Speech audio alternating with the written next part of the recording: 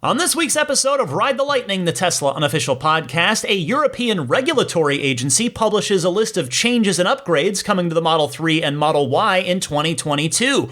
Plus, a more production-ready version of the Cybertruck is spotted on the Fremont Factory test track. Elon Musk promises a big holiday software update for the fleet, and more.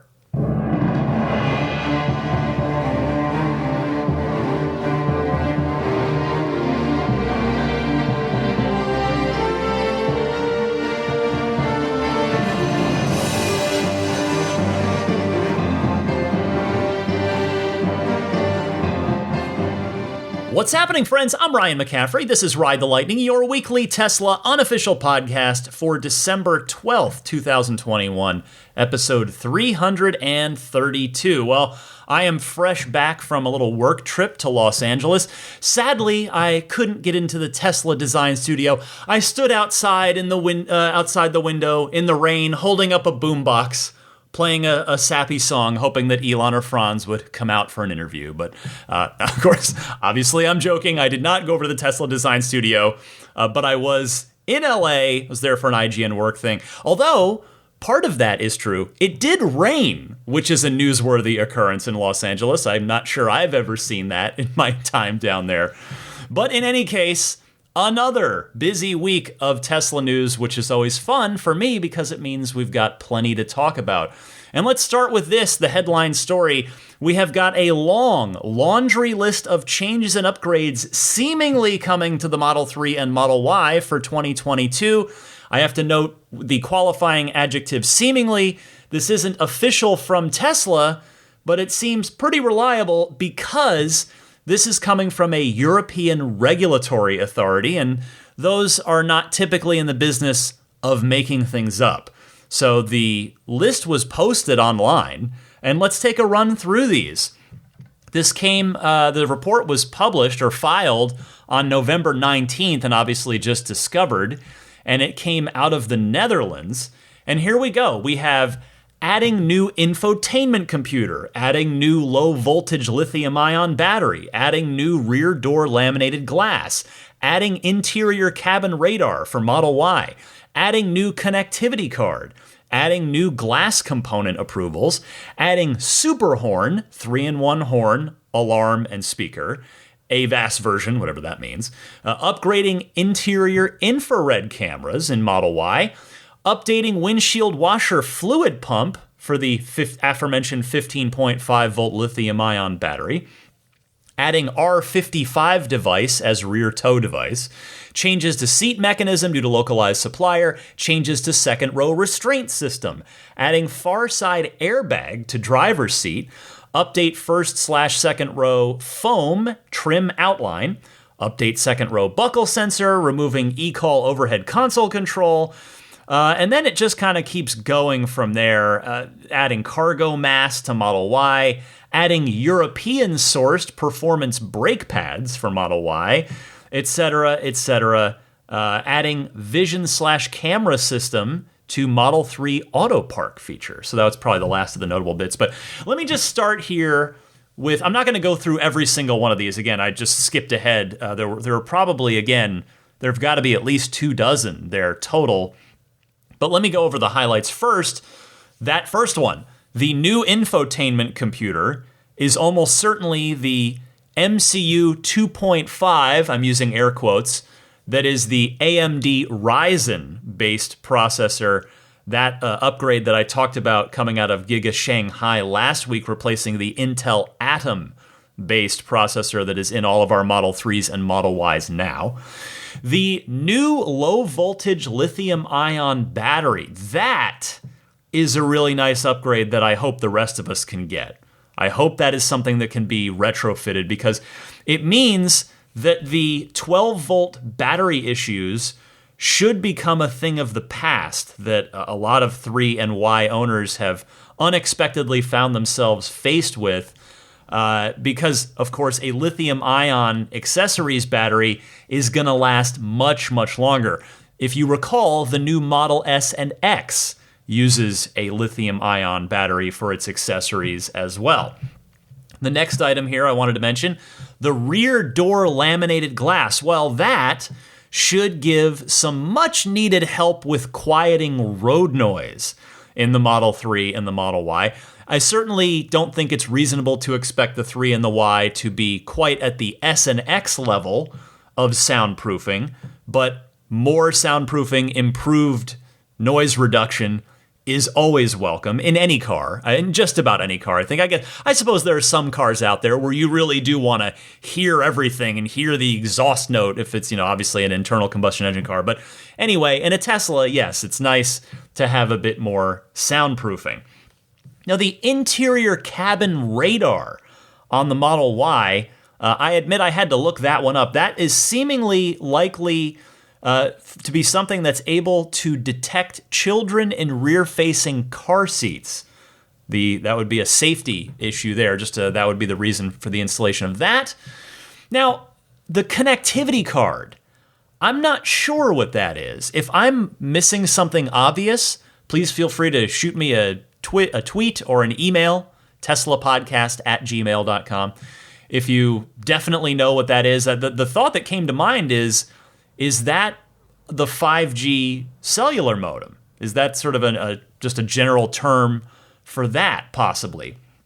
And then the rest of everything else on that list is pretty minor stuff. But all in all, I suspect all of this, or at least the overwhelming majority, one of the items was just sourcing performance brake pads for the Model Y from Europe for European cars. So, that would be an exception. But generally speaking, all of that stuff should probably come to all of the 3s and Ys worldwide.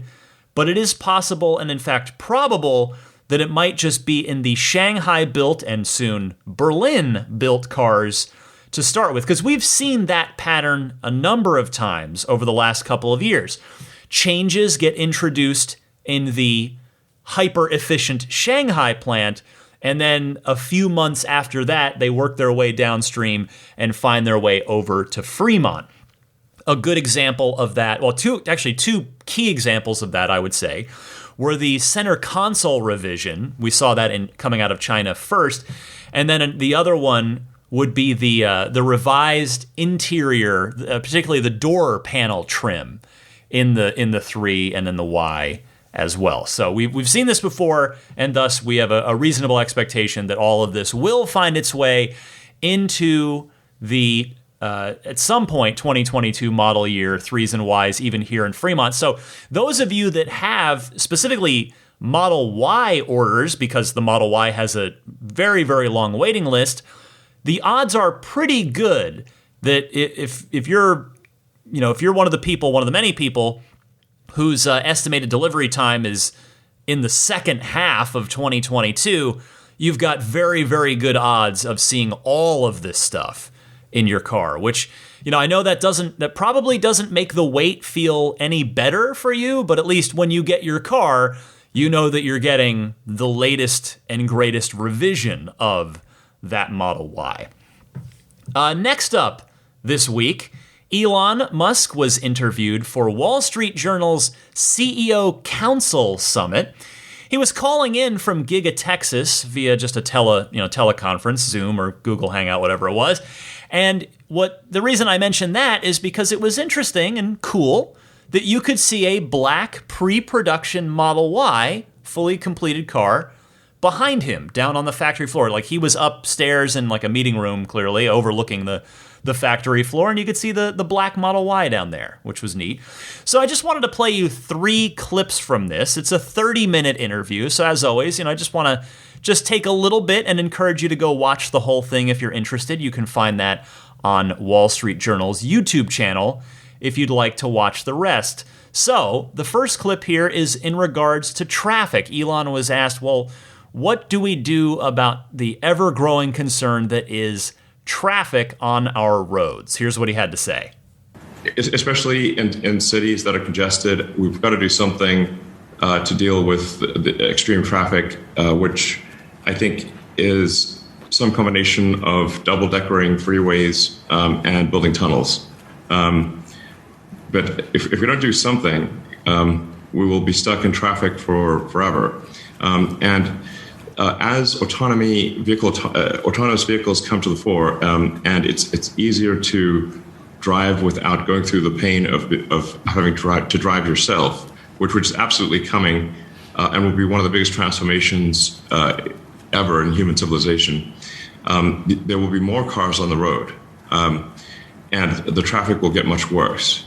And so we really need to do some combination of tunnels and like I said, double-deckering freeways. I'm not a big believer in flying cars. They're basically helicopters with wheels, and people don't want the skies to be swarming with helicopters. So it's tunnels and double-deckering freeways. We don't have a traffic problem in suburbs. We have a traffic problem on freeways because they were just too small and did not anticipate the size of the urban environments that we currently experience. So, but I don't see a strong effort in this direction. You know, on this note, I feel like we haven't really heard anything about the Boring Company lately, outside of the very excellent recent news that I hope I've mentioned on the podcast at some point, even though it's not directly Tesla related, that Las Vegas is expanding its Hyperloop program from the convention center that's operational now all the way to the Strip, downtown, and the airport, which is awesome. Like another one of the projects that had been publicized is the planned Chicago project from O'Hare Airport to downtown. I think that got stalled out, and I'm not sure if there are any other major Boring Company tunnel projects in the works, but hopefully Las Vegas is going to inspire other cities to go for it. All right, next. How is Elon Musk splitting his time these days? It's about even between SpaceX and Tesla. It depends on, what is the kind of crisis of the moment. So some weeks will be more Tesla, more SpaceX. But I work a lot. I work 7 days a week and put in some pretty crazy hours. So, but it really depends on where I'm needed most. I triage the tasks and try to do the things that are most useful or where I'm most needed. And it varies from one week to the next. Well, I would expect that his big focus at Tesla in the time he spends there in 2022 will largely center around two things. One, the full self-driving effort, which we have already seen him clearly spending a lot of his time on this year. And then number two, the Cybertruck. And speaking of the Cybertruck, here is what Elon Musk said when he was asked about what we'll see from that in 2022. Cybertruck. Cybertruck is going to be an incredible product. I think it may be our best product ever. And I think it probably will be. It has a lot of new technology, so it's a hard car to make. But it will be awesome. And I think I've said before that we're aiming for volume production in 2023. And I will provide a more detailed product update at the Tesla earnings call early next year. So I wish it could be sooner, but that's most likely when it happens. It'll be something really special, like just one of those kind of rare products that happens once in a while. That's really special. Well, nothing new there, sadly, but you can tell how excited Elon continues to be about the Cybertruck. Remember back to before it came out, before it was announced, I should speak more clearly on that, when Elon warned us all that it was going to be weird, and he said on multiple occasions that he wasn't sure if people were going to like it, but that he loved it, but if people didn't love it, that Tesla would build a normal truck. Well, here we are 2 years later, and over 1 million reservations later. I think at this point, I'm pretty sure that Tesla's never going to build that quote-unquote normal truck. That earnings call will be more highly anticipated than usual, certainly by me, and I suspect a lot of folks in the Tesla community. And this time, I will not be anticipating it quite as much for the profits that Tesla will almost certainly be reporting, or the vehicle deliveries, but it will be for this update on the product roadmap. We're going to hear about the Cybertruck.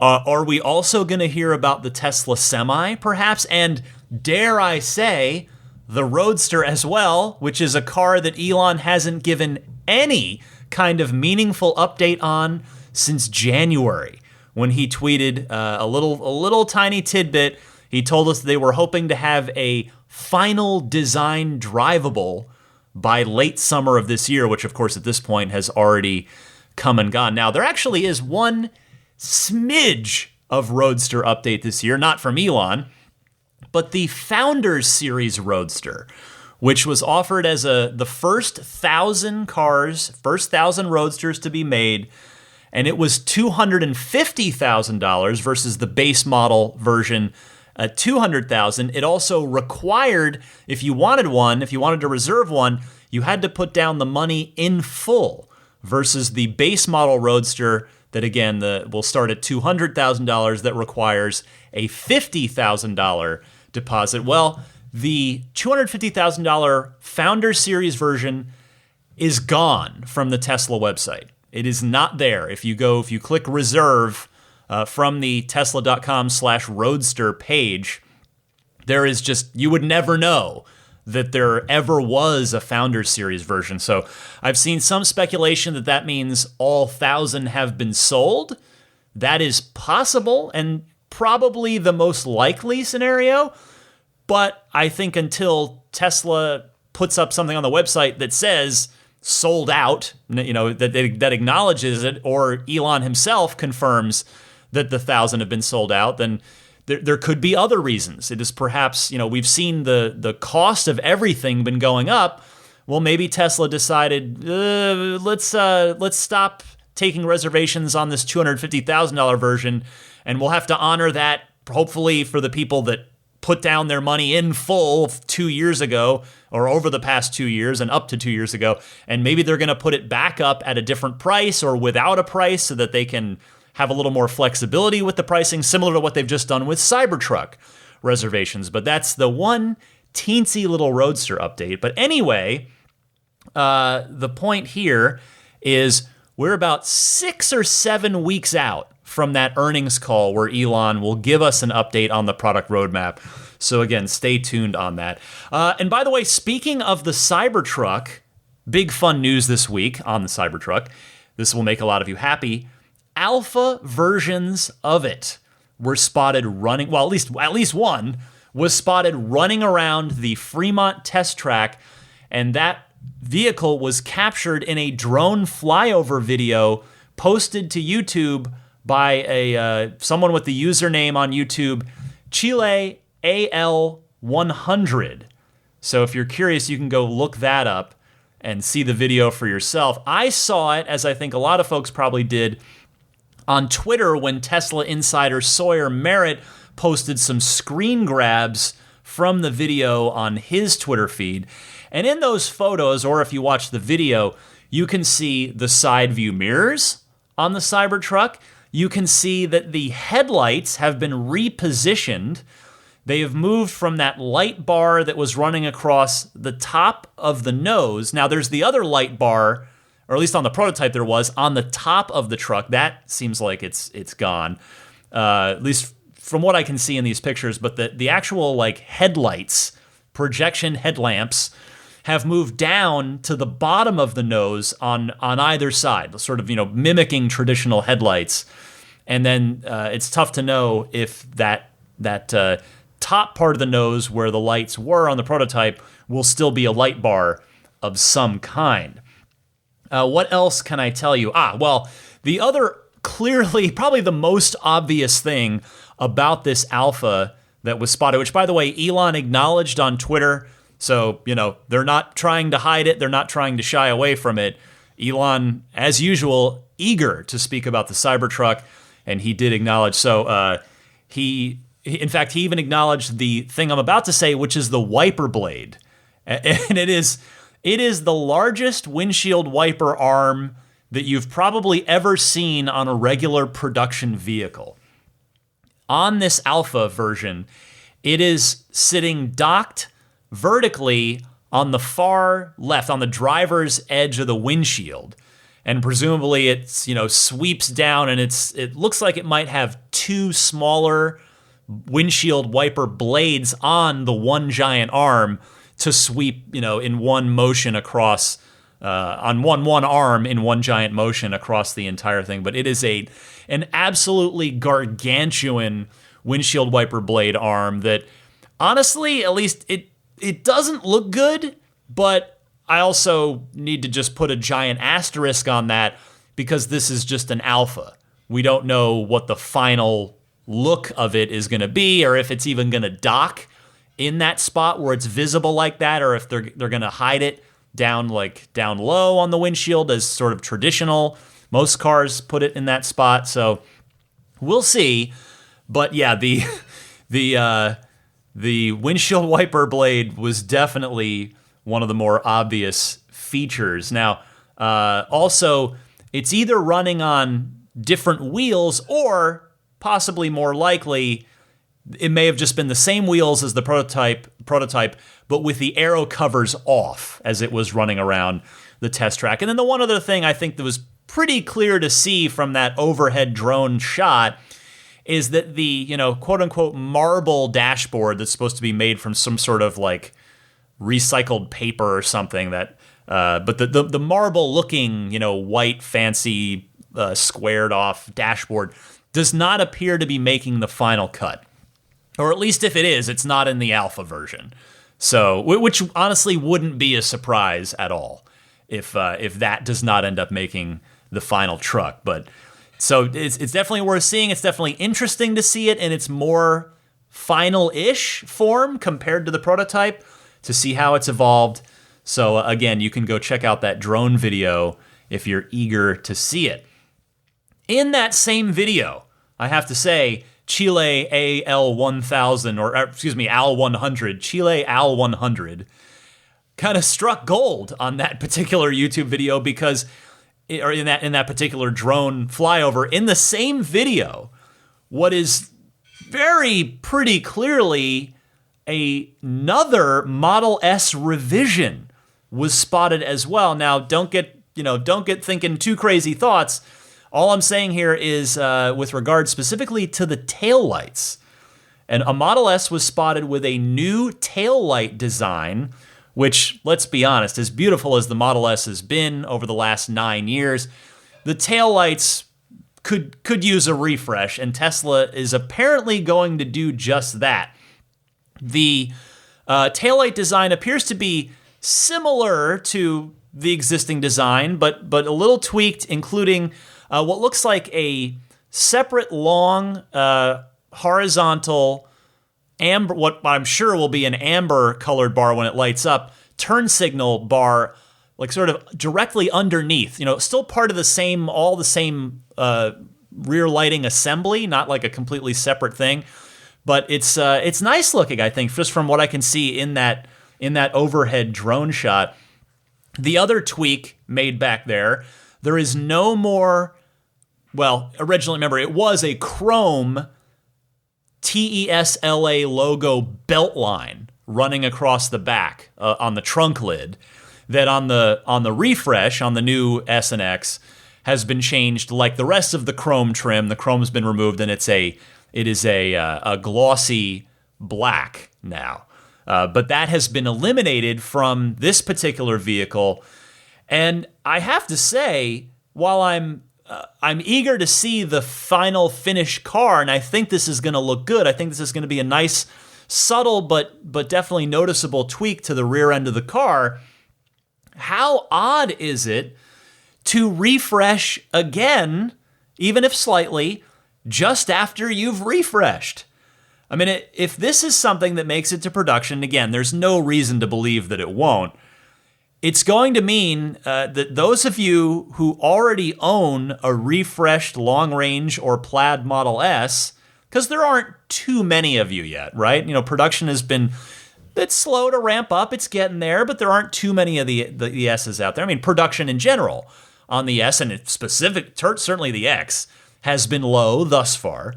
But anyway, those of you who own those cars, may very quickly end up with Tesla unicorns. I've brought up the notion of Tesla unicorns on this podcast a number of times over the years and given examples of that. And you folks may join the club very soon as having refreshed, specifically in this case an S, a refreshed S, but with the old style taillights and belt line thing on there. So we'll see. We'll keep an eye on this. I wonder if this is going to be specifically for the 2022 models, or if this is just going to be something that Tesla just rolls into production in the middle of the model year, which we've seen them do with things before as well. In fact, the very first Model S refresh happened in the middle of the 2016 model year. That came in the end of March of 2016, right as the Model 3 was getting announced, was when the nose cone was deleted from the Model S. So this wouldn't be the first time that Tesla has made a cosmetic change to the Model S mid-model year.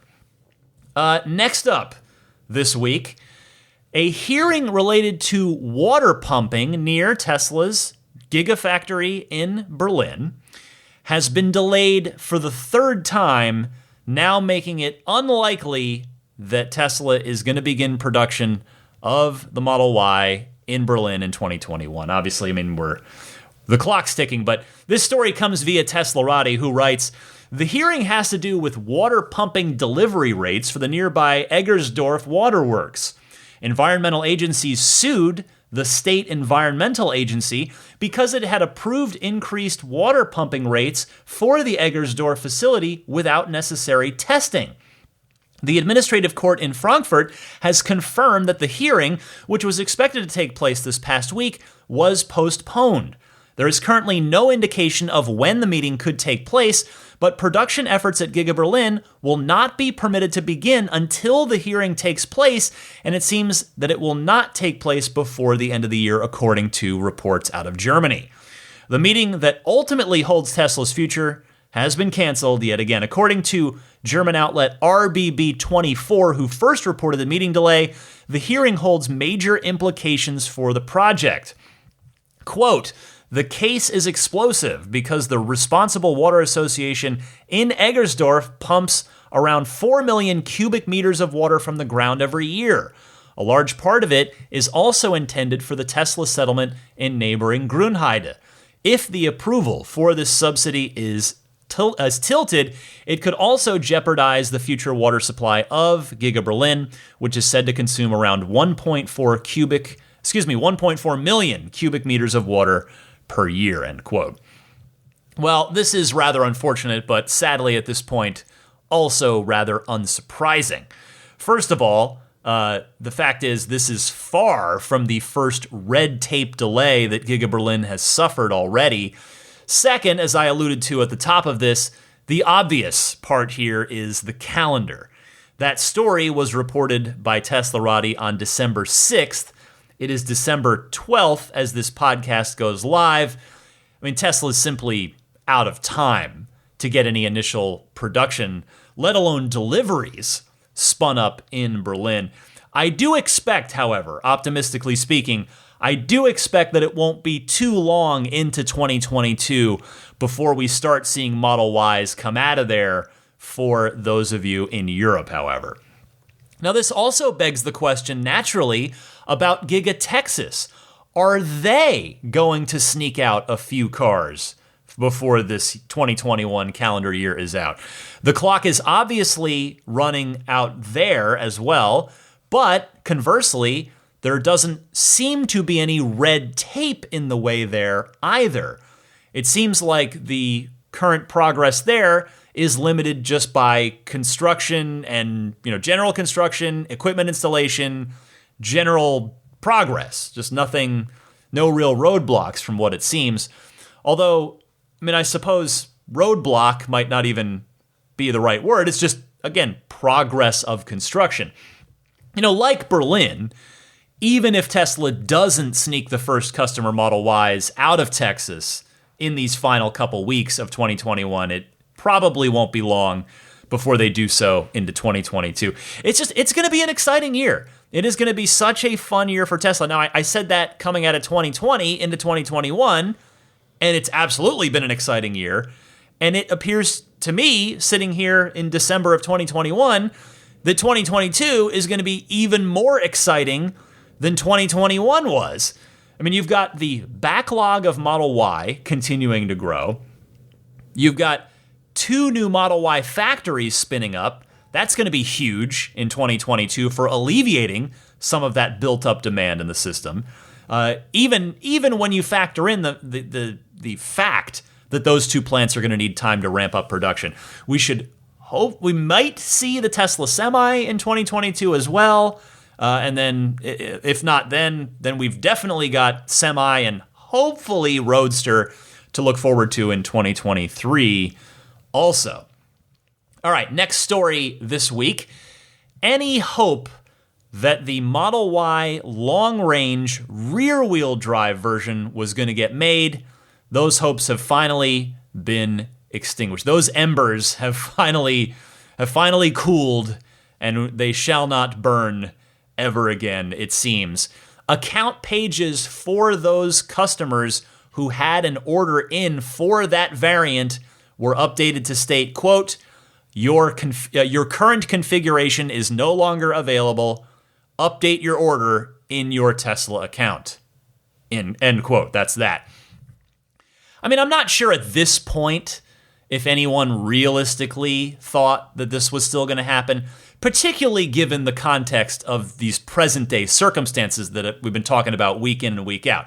You know, rising materials costs, rising prices of the cars, in turn, really is the bottom line. A lengthening wait list despite those price increases.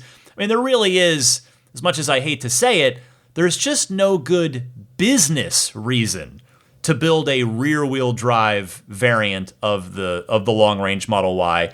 And again, let me emphasize, no good business reason, because I want to be clear, it would certainly be great for the customers who want that version.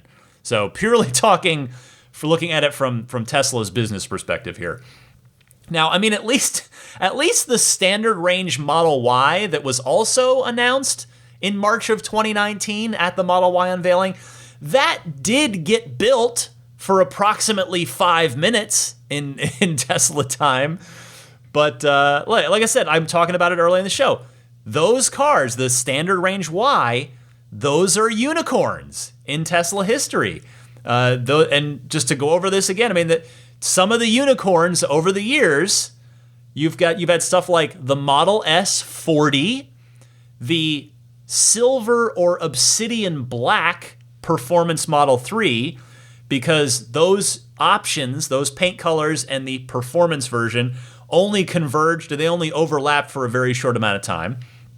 The signature red S and X as obvious ones, although those were planned. The mid-range Model 3, that's a Tesla unicorn, etc., etc. Now, the standard range Model Y has joined them, but it looks like the Model Y long-range rear-wheel drive isn't going to make it into production at all for it to even potentially join that unicorn list.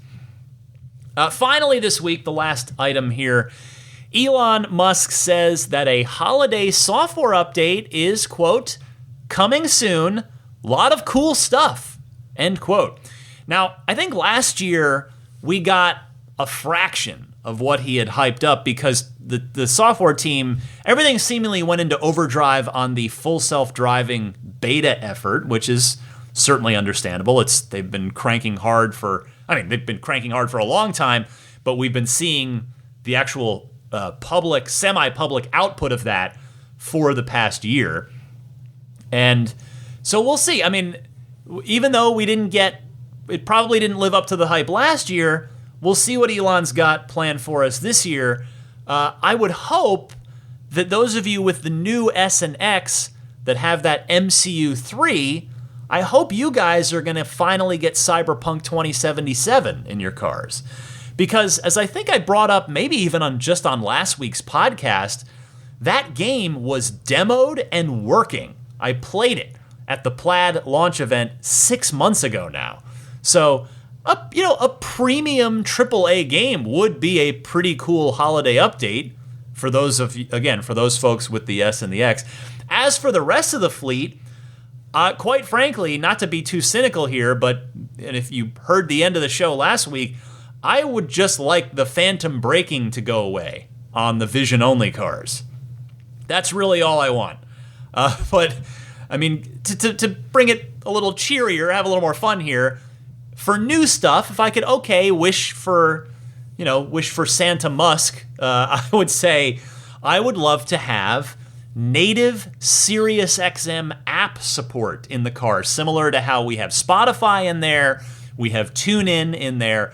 I would like a SiriusXM app that I can log into my account on, where I still have a lifetime subscription that paid for itself a few times over already, that I bought as a factory option with my last car, which was 15 years ago. I still have that subscription, and I still use it on my phone from time to time. I'll still listen and I would definitely listen more if I could easily get it natively in my car. So, and the reason I say app support and have it integrated via software is because the 3 and the Y don't have physical satellite radio antennas, but again, they could definitely do it as an app through software that just connects through the internet that every Tesla is always connected to, just as the SiriusXM app itself does. Although, come to think of it, speaking of streaming music in the car, my other holiday wish would be for Slacker to work properly again. I'm starting to wonder if this is everybody or if I actually have a problem, because Slacker has been not super reliable in terms of just consistently playing songs without stopping mid-song because it hasn't loaded the whole song, or trying to load a new song and then just like doing the spinny circle before just saying, oh, error, couldn't load song, or network connectivity, or whatever it says. Is this happening to anybody else on a regular basis, or is it just me? I mean, my LTE signal, like my data connection, seems good whenever I glance over at it. I don't think it's a connectivity issue, but something's going on, at least in my car. I don't know about everybody else's car, but Slacker has been frustratingly unreliable, very much so lately, which it used to be bulletproof. It used to be completely rock solid. I could skip all I wanted, and it would just load a new song instantly, and it would never have a hiccup. So anyway, I'm just ranting.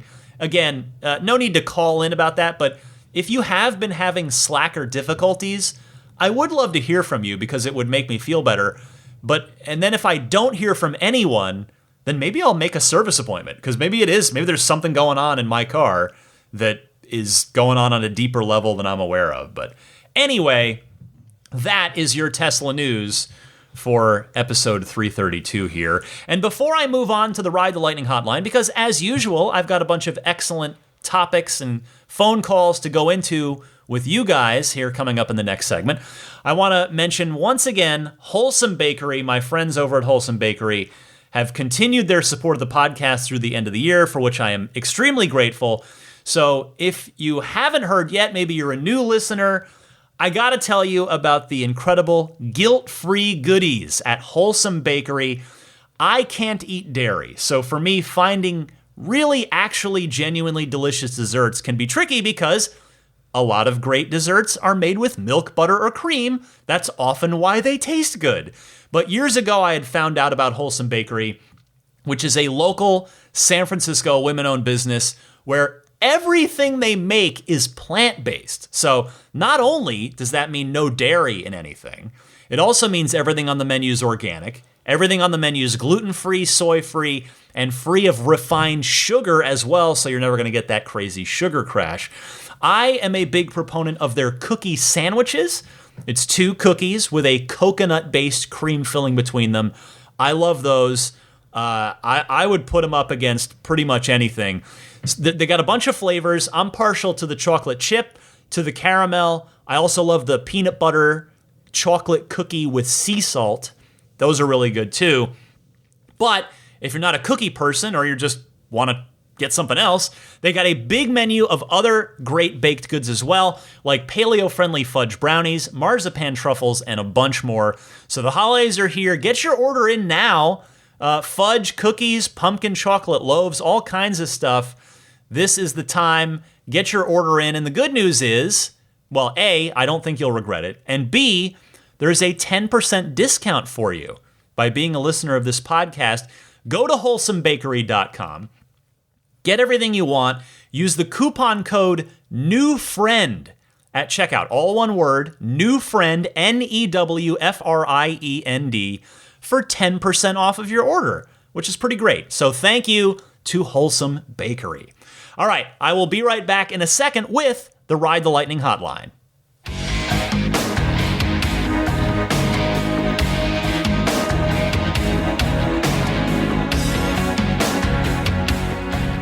Welcome to the Ride the Lightning Hotline, your chance to call in and be a part of the podcast, which I welcome. I invite you to do so. I love this section of the podcast. So if you've got a question, comment, or discussion topic as it pertains to Tesla, of course, you can call in one of two easy ways. Either use your smartphone's built-in voice recording software, record your message, and email it to me, teslapodcast@gmail.com. Please try to keep it to 90 seconds or less so that I can get to as many people each week as possible. Or you can take your same question and call in and leave a message on the Ride the Lightning hotline itself. It's a toll-free number you can dial at any time, and the number is 1-888-989-8752. Again, that's 1-888-989-TSLA. And if you know someone special with an upcoming birthday, anniversary, graduation, or some other special occasion, you can give them a unique gift of recorded voices from friends and family telling them why they're special. The recordings can be podcasted or put onto a keepsake. Visit lifeonrecord.com to learn more. And the December Patreon-only bonus mini episode is up for folks at the ludicrous tier or higher on the Patreon. And again, this is going to change formats. It's going to get longer. It's going to be totally different. I hope people are going to like it. I will talk more about that in the first of the year. But for now, the callers on this mini episode, if I call your name right here and you are not backing me on Patreon to be able to get this yourself, drop me an email, again, teslapodcast@gmail.com, and I am happy to give you a one-time download token so that you can hear that episode and hear the response to your question that you were kind enough to call in with. So those callers are Bill from Wisconsin, Brian from Pennsylvania, Damon from Northbrook, Illinois, Jeff from New Jersey, Lucas from Switzerland, Kemp from Sacramento, Ross from Minneapolis, Anthony from London, Chris from Tucson, Andre from Quebec, Anthony from Los Angeles, and Dubs from Cleveland. Thanks to all of you for dialing in. And with that, let's get it started on this Ride the Lightning hotline with Cody from Tennessee. Hey Ryan, Cody from Tennessee here. I've been listening since about July, but been planning to buy a Tesla since about March. And your podcast is just fantastic. It's really stoked the fire for me. My message is two parts. One part somewhat in disappointment and disillusionment, and the second part a lot of enthusiasm. So the bad first. Been following the price increases, month after month, week after week with anxiety. I've been planning for the end of this month to place my order for my Tesla, and been just watching the vehicle I wanted just slowly creep out of my price range. That's the Model Y Performance, which I've been eyeing for a very long time. Now it's currently $64,000, and I just can't justify that, unfortunately. So disappointed to see that. I understand costs are costs, and supply chain is quite complicated right now, but disappointed to see that. But I'll go to the enthusiasm part now. I have placed my order for a Model 3 Performance. I was just dead set on having a Performance, and its current price is equal to the Model Y Long Range. So fear for me of it creeping up higher and ending up anywhere close to where the current Model Y is really made me pull the trigger. So I pulled the trigger on the date that I expected I'd be able to do that, just based off work, and very excited about it. And my question to you, this hopefully not running too long here, the mileage you're putting on your car and how often are you replacing your tires, is that something you're doing? How frequently are you doing that with these performance tires that we have I will have on my Model 3 Performance and you have on yours? And then secondly, how often are you giving it all the power? Because I've test driven one and absolutely could not imagine not driving it off the stop sign or the red light all the way down to the floor. So anyway, very excited. And thank you for your podcast, everything you do. Love the podcast. Bye. Cody, first of all, congratulations on your order. I hope you get your car by December 31st, since, the wait times on the Performance 3s are the shortest of any of the cars that are available from Tesla right now. Second, talking tires. The caveat is that you will be getting different tires than I have. My car came with, and I'm now on my second set, of Michelin Pilot Sport 4S's. Tesla is now putting Pirelli P0s on the Performance 3s. That's a lot of Ps. That's a lot of alliteration right there. I believe the treadwear rating is slightly less on the Pirellis, but generally speaking, you should probably expect a similar tire life as I've had, which is in the 15 to 20,000 mile window. If you've been listening long enough, you know that I blew out 2 tires on a massive pothole, a double sort of pothole, 2 potholes actually in a row. I told the story, that was like 2 years ago. I guess, yeah, before you started listening, you said so. But anyway, I ended up replacing all 4 at that time because the surviving 2 didn't have a lot of meat left on them anyway, and they were about 16,000 miles old at that point. So anyway, finally, you're going to floor it at every safe opportunity you get, and you're going to love it every single time years later. I still do. It's been 3.5 years for me, and 35,000 miles now. It still makes me smile, and usually it actually makes me involuntarily giggle every time as well. And I'm not even joking. That is complete, hook me up to a lie detector. I chuckle every time. I can't help it. It's great. I think it's an involuntary reaction to that joyous roller coaster like sense of speed. In fact, yes, Cody, you own a roller coaster now, so use it safely, but enjoy it. Here's Peter from Salem next, responding to Wes about the Hertz purchases of the Model 3s and how that might work with regard to charging. Go ahead, Peter. Hello, Ryan. My name is Peter. I'm from Salem. I have been listening for a while, and this is my first time calling. I really like what you do with the show, and it's always a highlight of the week to listen to the podcast.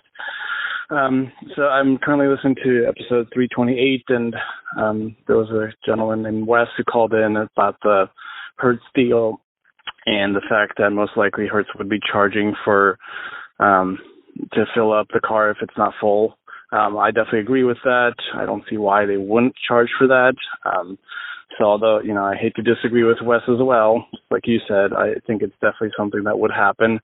I would just hope that, of course, maybe there's a little bit of a grace range, so to speak, since I would assume that not all Hertz are going to be necessarily nearby a destination charger or a supercharger, just like, a gas station is definitely going to be more prevalent to most areas, unless, of course, Hertz plans as such that most of their dealerships are pretty close to some sort of charger.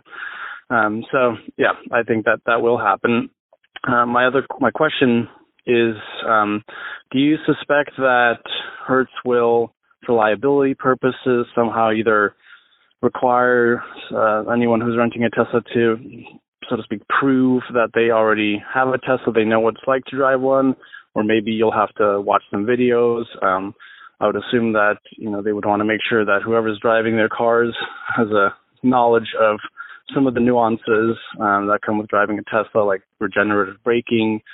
I've tested a couple cars, and I know that that's something that becomes easy to adjust to pretty quickly, but it's definitely something that's a little bit weird at first. I'm sure there's other things I can't think of right now that someone would be maybe a little bit unsure of at first. So I'm kind of wondering, would Hertz require its employees to do a little training on site, although that can kind of take up a lot of time, or would one have to watch videos and sign something? I don't know what your thoughts are. Thank you again for doing the show, and have a good rest of your day. Bye-bye. Hi, Peter. Thanks for your call. I definitely don't think Hertz will require renters to go through any kind of training or certification, but even if they did, I bet a lot of locations and a lot of employees wouldn't even enforce it. But you do bring up a good point that I think Tesla themselves can solve.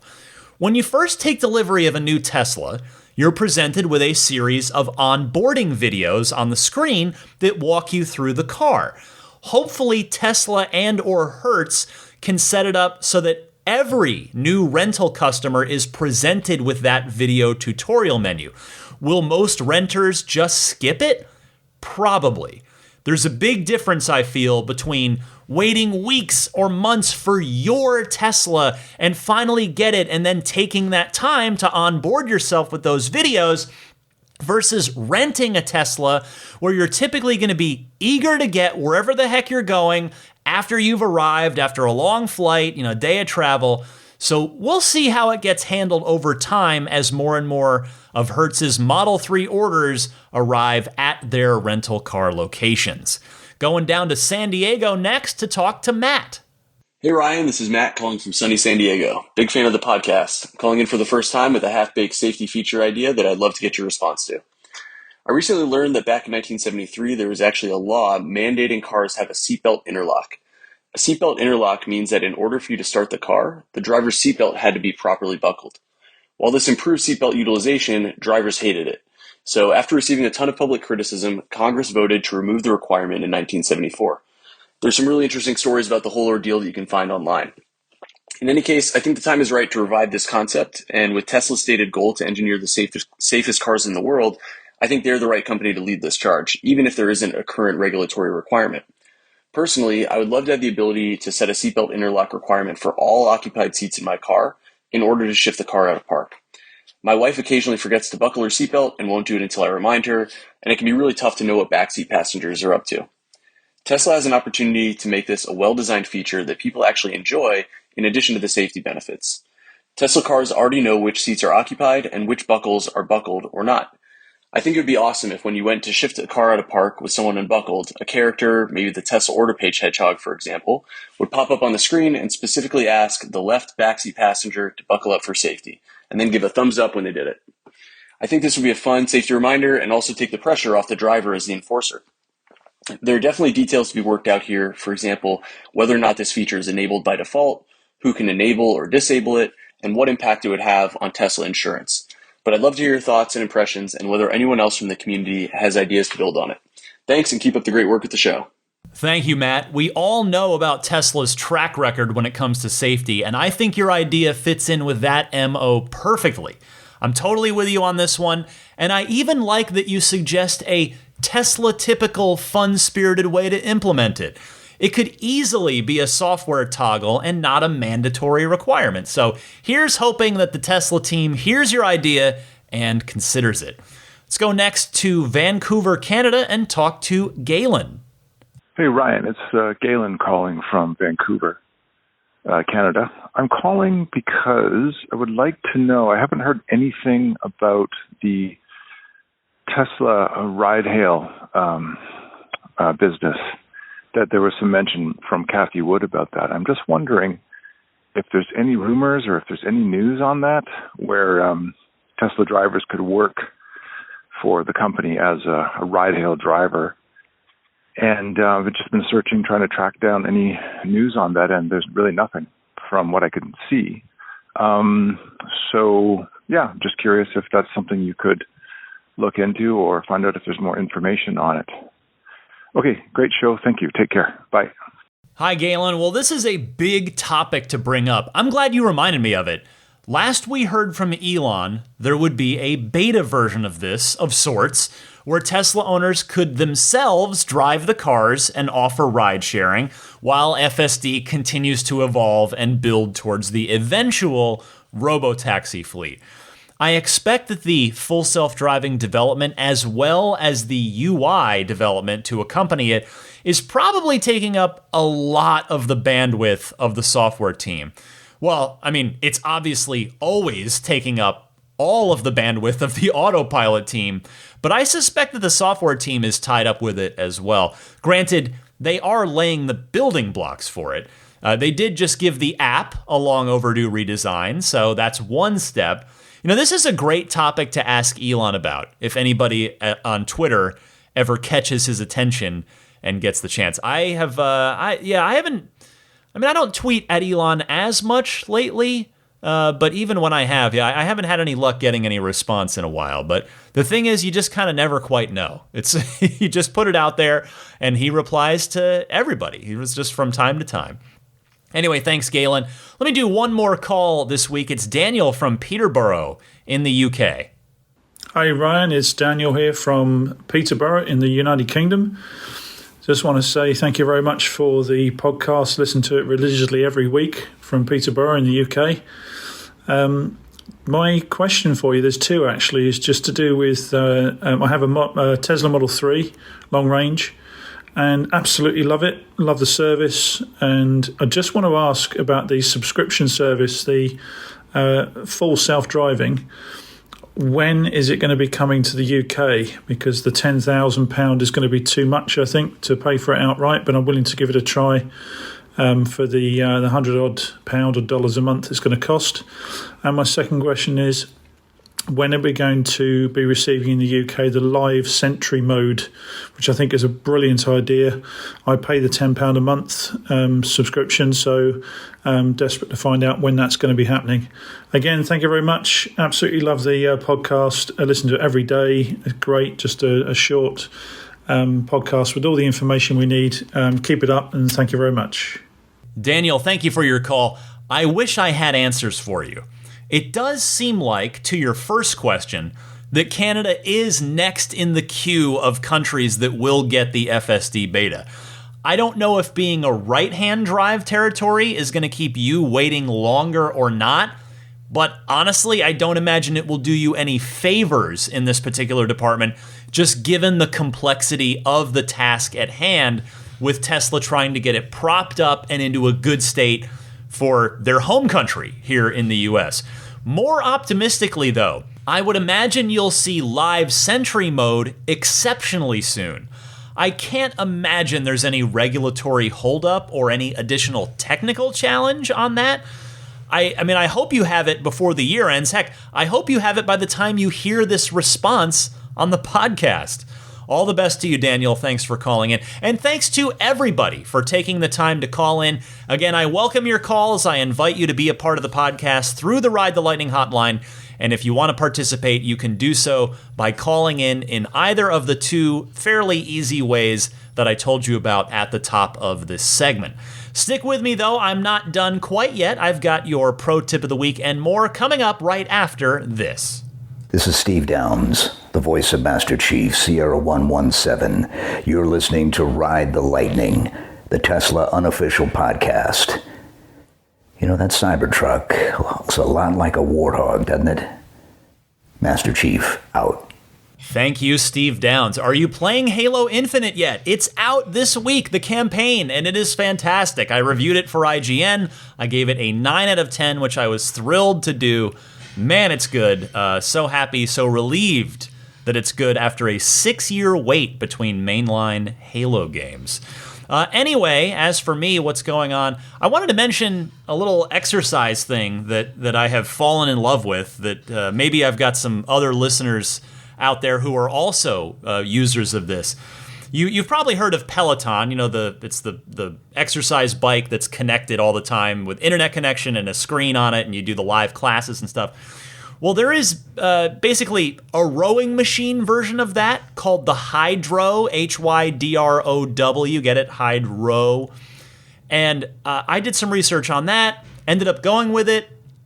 I'm in love with it. I am having a ball with it. It's more of a full body workout, which is what I was looking for compared to the Peloton. And boy, it's great. The trainers are great. Lots of different classes. There's a whole like training camp to kind of work your way through. I am really loving that. So if you're looking for a new exercise regimen, routine, changing things up, I would look into that. I'm definitely a very satisfied customer. If you're using it, drop me a message. Maybe we can like follow each other on there and cheer each other on. I give you my username if you drop me an email. So anyway, real quick, an entertainment recommendation I'll give you real quick. The new season of Curb Your Enthusiasm. Not for kids, certainly, with some adult language in there. Not a ton, but enough where it's not really for kids, I don't think. But in any case, I love Larry David. The new season's been great. So if you if you watched it years ago, it was a long, many years between new seasons, and now we've got another new season. Really funny. So check it out if you're interested there.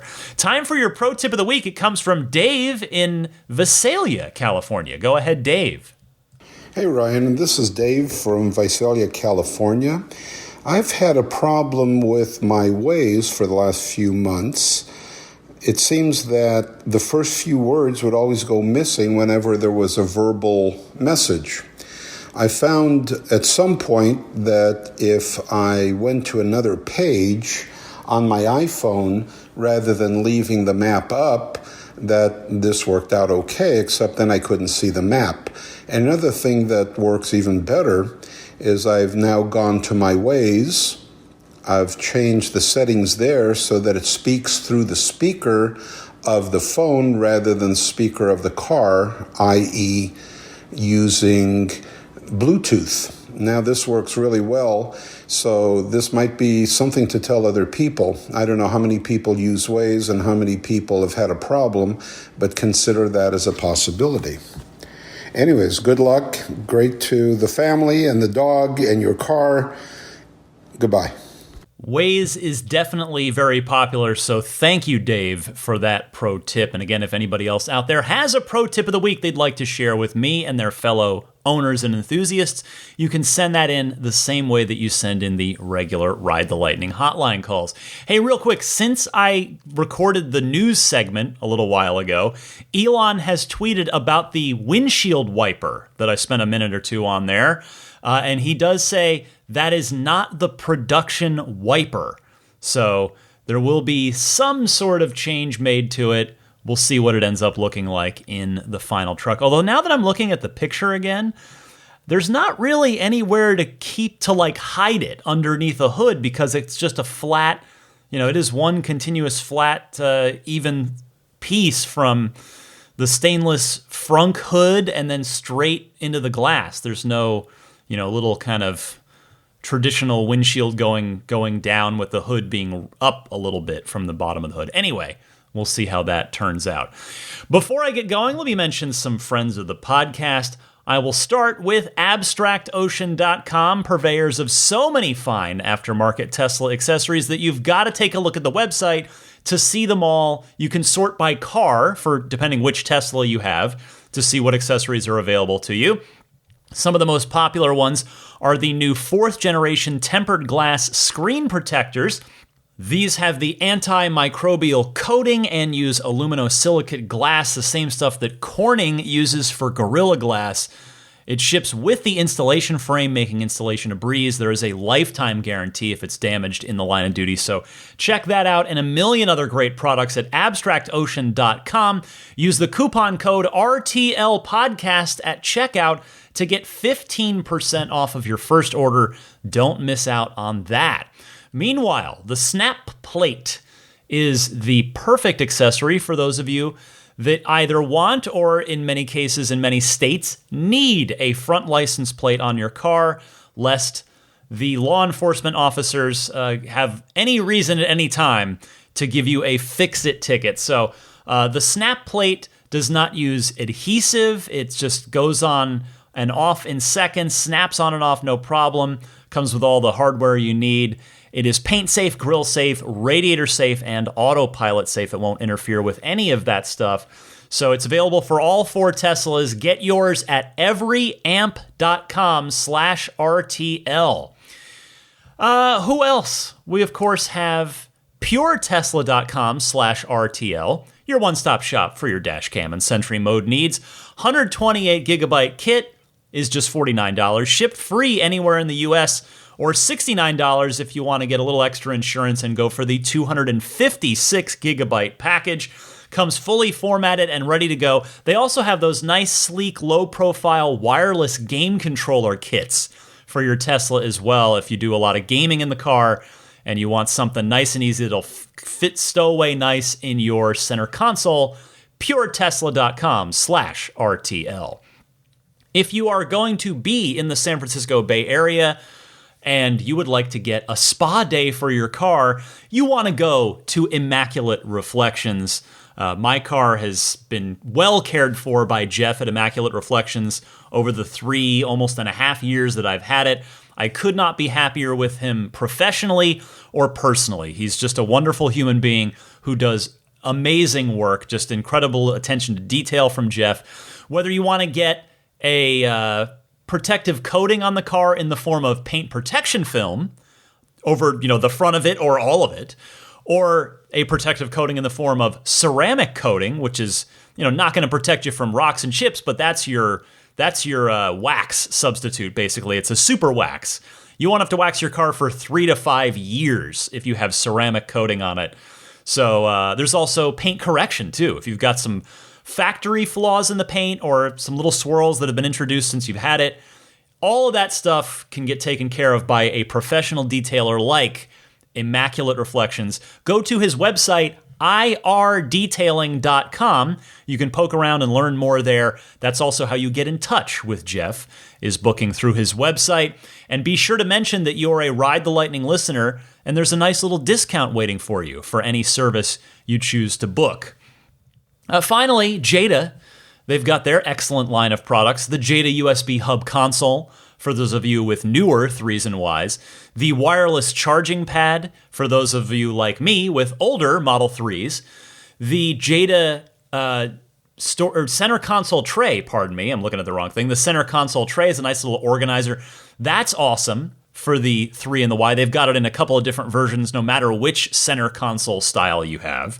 They've also got a USB hub of their own that integrates nicely with their whole setup that they've got going on. So check it all out at getjada.com/ref/8.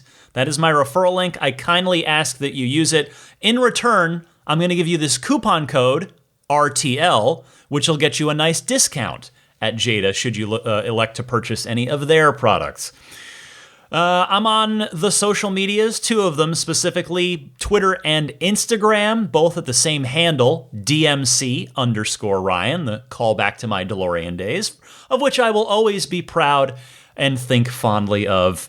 And then, what else? The Patreon, of course, being the big final one.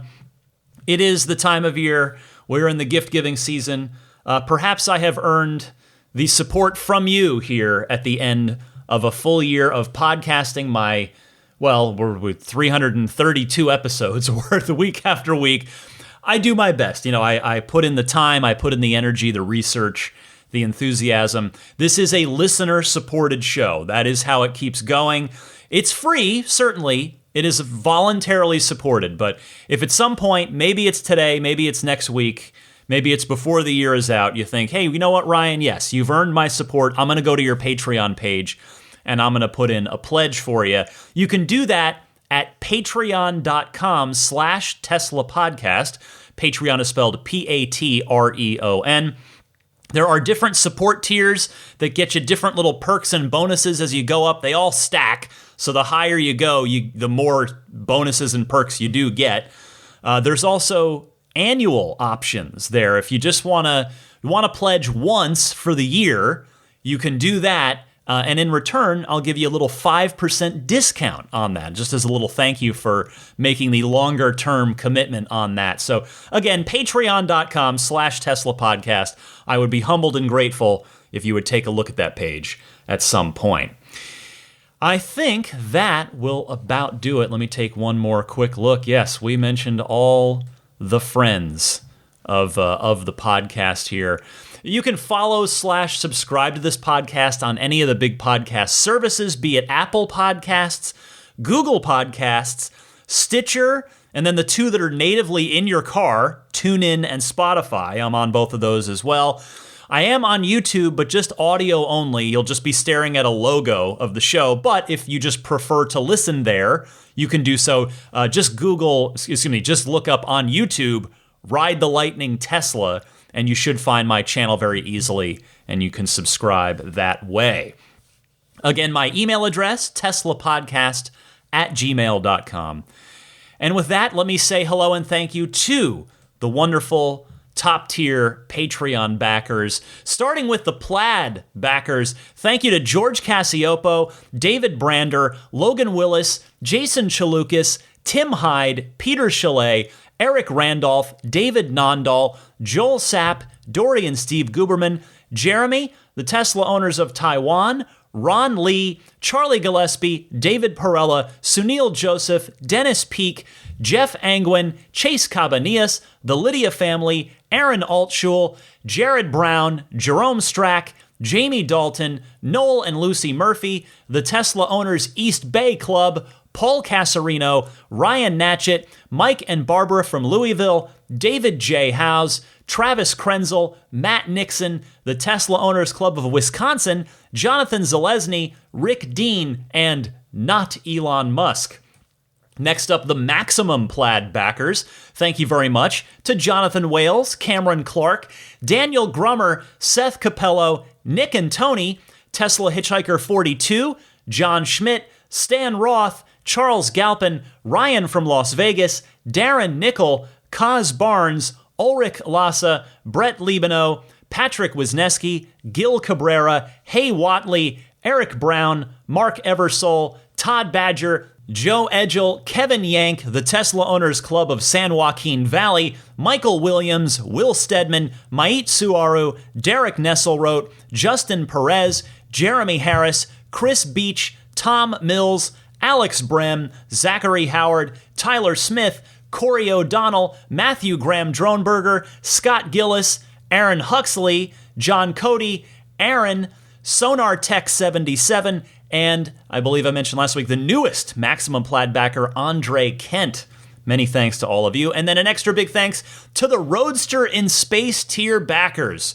Supreme thank you goes to Pete White, Lyle Austin, Steve Radspinner, Fernando Cordero, Lawton from Chicago, Sean Neidig, Scooter Ward, Neil Weaver, Jackson Wallace, Crafty Geek, Richard Stokes, Rolf and Jennifer Evers, and Howard Anthony Smith. Many, many thanks to everybody at any tier kindly backing me on Patreon. Again, that is how I keep going. It is purely voluntary, so you are doing it of your own kindness of the heart, which I recognize and I am grateful for. So thanks to all of you. I believe that will about do it. Again, there is no time off for the holiday. I will keep the podcast rolling, as I always do.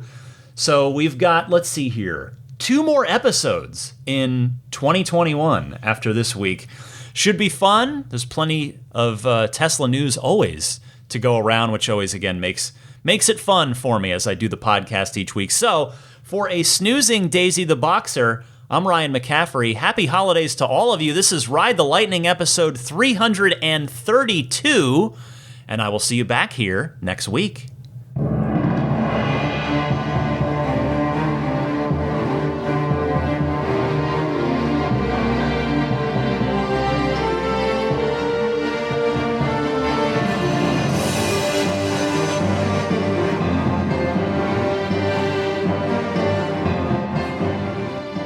I mean, I think a Tesla is the most fun thing you could possibly buy ever. That's what it's meant to be. Our goal is to make it's not exactly a car. It's actually a thing to maximize enjoyment. It's maximum fun.